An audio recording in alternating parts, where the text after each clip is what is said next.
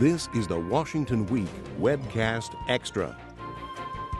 Hello and welcome. I'm Ed O'Keefe, filling in for Gwen Eiffel. Joining me around the table, Alexis Simendinger of Real Clear Politics, Josh Green of Bloomberg Businessweek, Reed Wilson of The Hill, and Abby Phillip of The Washington Post.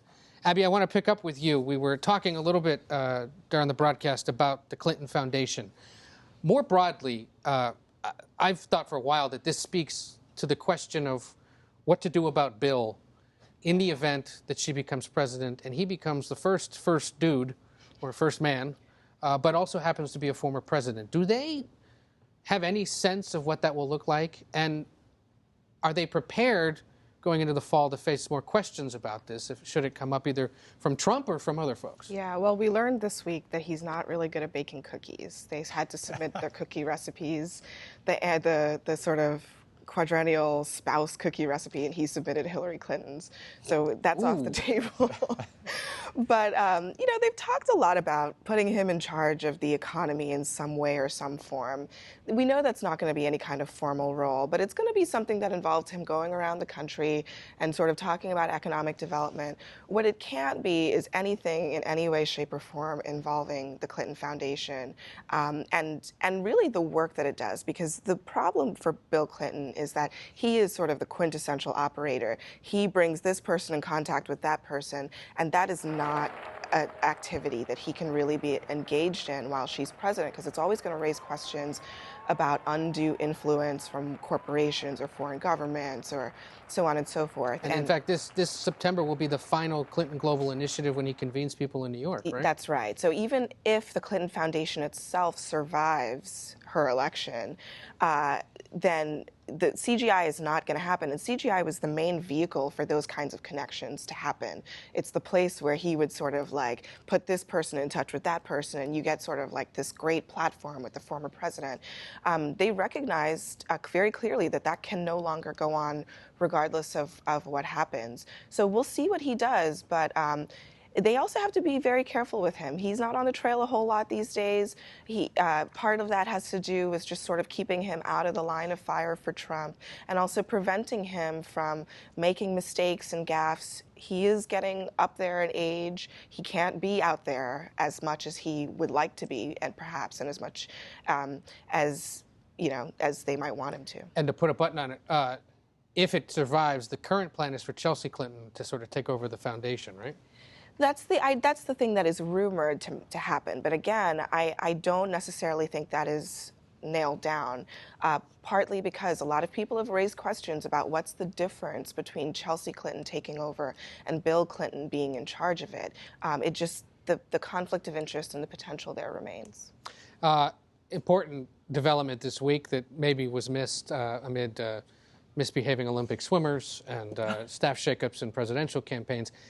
Some of the major healthcare companies in this country, Alexis, said they're pulling out of the healthcare exchanges, causing yet another blow for Obamacare just a few months here before the election and right before open enrollment season begins. It is an important story because it not only deals with the economic situation now and what's happening in the healthcare arena now under the Affordable Care Act, but it also looks ahead to what might be necessary if we see Congress return in one complexion or another and what might happen legislatively. So in this case, this was the biggest. Aetna and Humana were talking about a merger, and Cigna and another healthcare company were talking about a merger.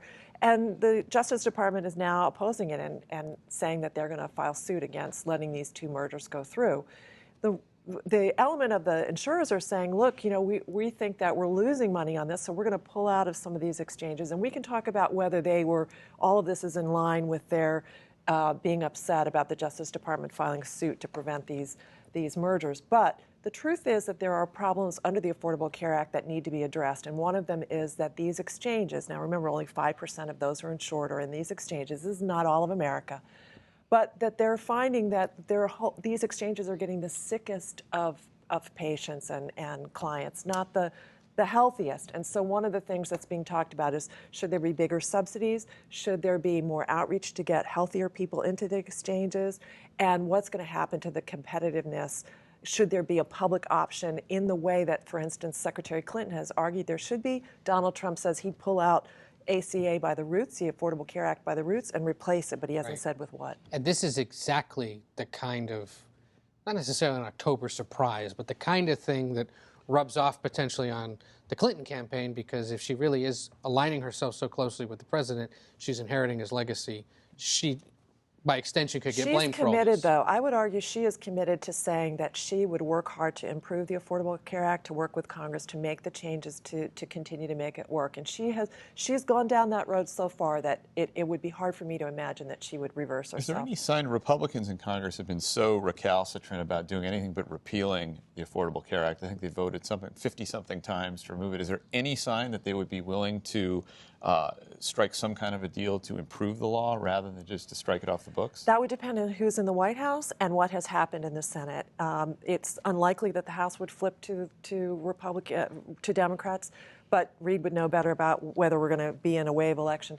But if Congress changes in a really dramatic way and we end up with a Democratic Senate, I could see that there might be some long-range efforts to make some adjustments. To Ed's point, though, how many times have we seen a big deal like this happen about the Affordable Care Act that then gets overshadowed by something else? At the very beginning, when open enrollment started, the first 16 days when everything was such a disaster, the government was shut down because Ted Cruz and the Republicans... Well, the narrative, though, also includes positives, which is that there are millions more people who are insured, and also the costs of healthcare costs overall have stayed muted.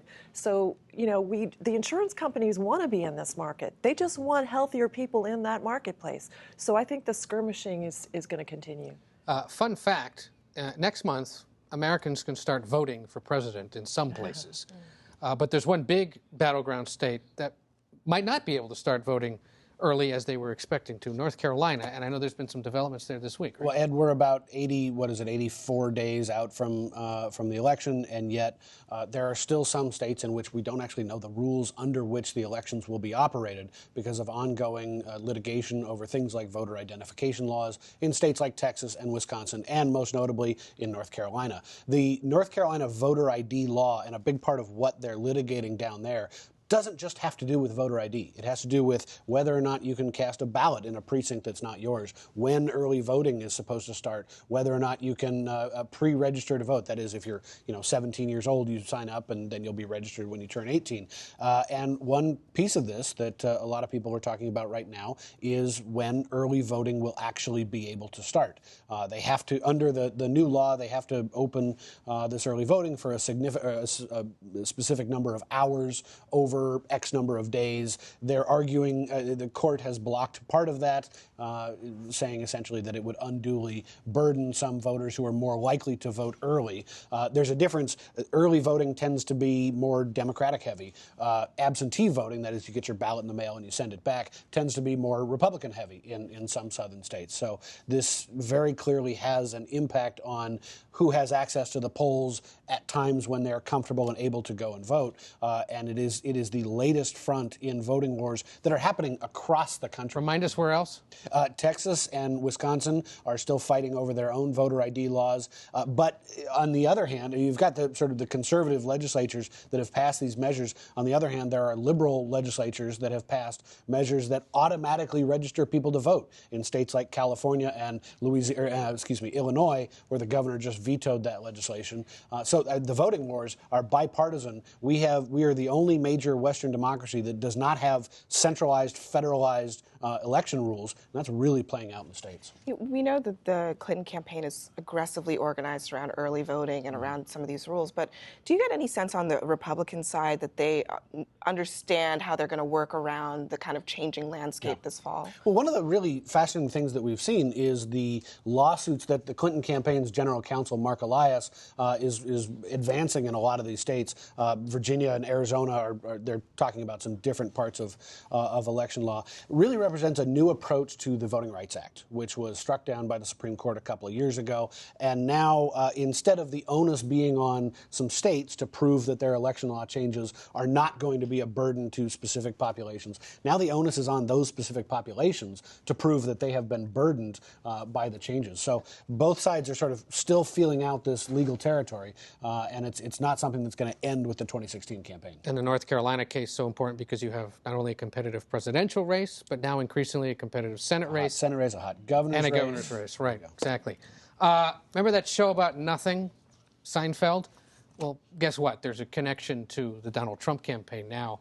As we mentioned, Josh, wrote this great profile of Stephen Bannon last fall, and tucked in there is word that he actually made a little bank, if you will, off of Seinfeld, right? Well, Bannon was a pretty rich Goldman Sachs investment banker, started his own boutique firm in Hollywood, and a lot of what he did was to orchestrate media mergers. And a lot of his money, I found out, comes from, there was a deal he put together between Castle Rock Pictures, which owned Seinfeld, and Ted Turner, who we all know. And when they got to the table, as Bannon tells it, Turner was a little short of cash, and in lieu of his ordinary fee, Bannon accepted residuals to 5 Castle Rock shows, including Seinfeld, which was then only in its 3rd season, was considered to be the runt of the litter. Bannon told me, they didn't project a lot of earnings going forward from that show, but as we all know, it turned out to be one of the all-time classics, and that is the money that helped kind of fuel the rise of Bannon and now Donald Trump. And yada, yada, yada, the rest is history. Well, look, we got to go, but stay online all week long and check out the news you need to know on the Washington Week website. That's, of course, at pbs.org/Washington Week. And that's all for this edition of the Washington Week Webcast Extra. I'm Ed O'Keefe. Take care.